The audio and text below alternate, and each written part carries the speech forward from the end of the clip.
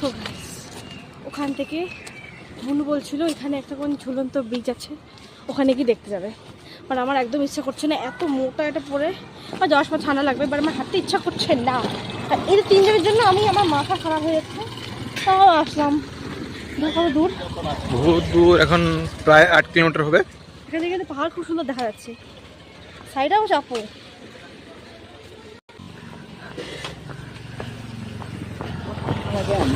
Hello,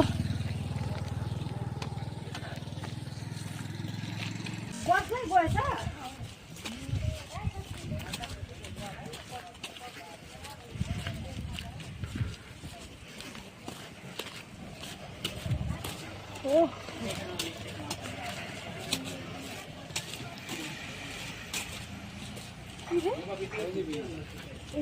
আসছি guys.